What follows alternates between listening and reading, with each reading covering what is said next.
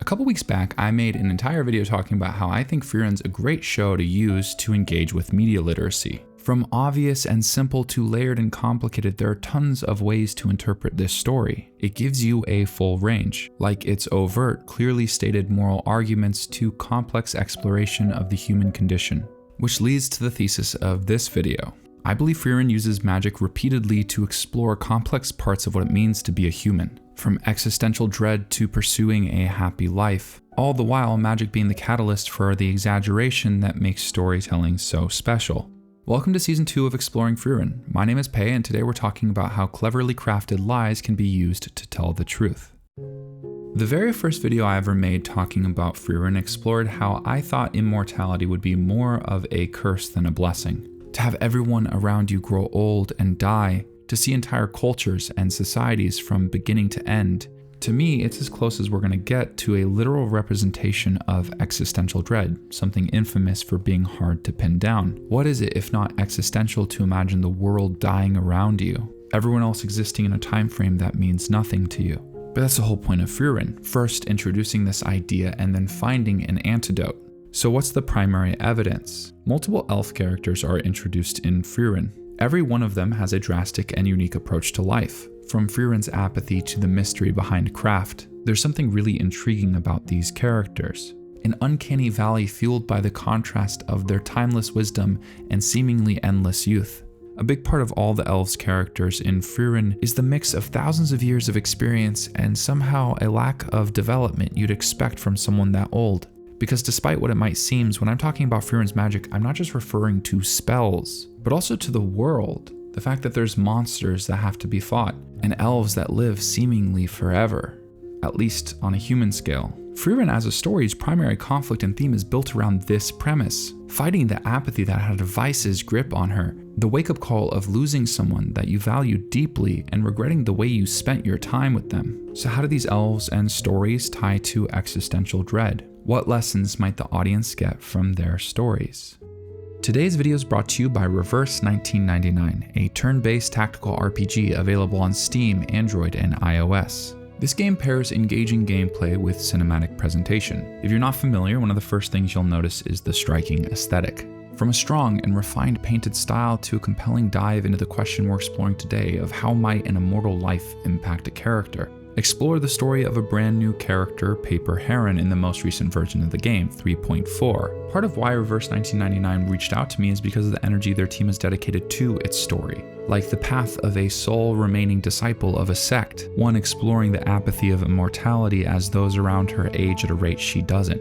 A story that very fittingly for the topic of this video mirrors that of Frieren's, an immortal being engaging in overcoming apathy. Frieren's story is an example of larger elements introduced in 3.4 exploring classic Wuxia themes, such as chivalry, obsession with immortality, sect conflicts, and tragic fate. In some ways, this game differentiates itself through its cinematic cutscenes and artistic style, strong character design being an obvious priority that they really delivered on. So if this game appeals to you, it's a great time to start playing, as this version is beginner friendly, and joining the game right now guarantees up to 240 click to claim free polls. Add in some extra resources and the half anniversary celebration, and you end up with a perfect chance to return, or start playing for the first time. Once again, thank you to Reverse 1999 for sponsoring this channel. Now back to the video. When talking about elves in Frieren, the obvious place to start is the namesake of the show. The primary conflict in the story is built around Frieren's apathy. I think there's an incredibly common human experience most often associated with mourning the loss of a loved one, where the magnitude behind death's finality hits you like a truck. In the life we live every day, when someone passes, they're gone, and our experiences and relationships seem cemented. It's very common to regret the way you spent your time with that person. I think Frieren's central theme obviously explores that feeling. But this extends to loss in tons of different capacities. The way people hold on to youth with white knuckles or regret the decisions they made. Inevitably, as you live your life and make choices, what starts as endless possibilities and potential becomes concrete. All the different things you can be slowly transforms into who you've been. Very reasonably, that scares people. And often there's a tipping point where someone really has to sit with that for the first time. I think that specific realization is a strong example of something I'd consider to be part of the human condition, the semi-universal experiences that people face in existing in this world. To me, part of what makes Frieren such an interesting story is how everything within her arc is kind of built around that feeling. A conscious effort to engage in the present, to value the time as you use it as not to live with regret. Inevitably, choosing to go through a door closes other options, but to sit and never make a decision wastes a life. Now, like a realistic story should, Frieren's character isn't completely aimless from the start, rather primarily apathetic to the relationships around her. The exploration of this theme is all built around the magic world building of an everlasting elf. By creating a character where these issues are magically exaggerated, we have a story primed for exploring these themes.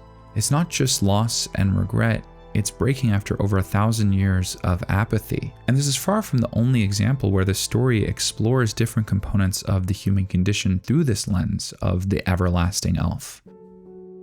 Kraft, another elf in this story that's only on screen for about half an episode, also offers a lot when it comes to exploring these kind of existential questions.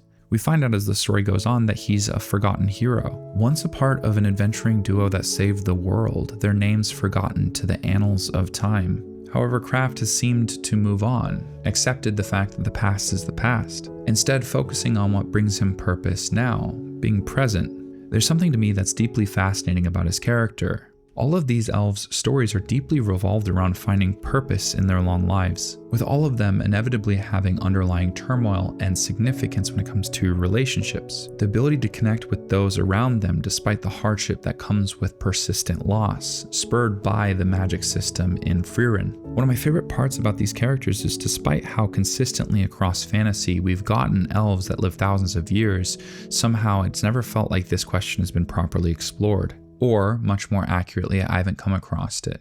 In classic vampire literature, we've seen tons of exploration from the morbid perspective of what it might be like to live forever.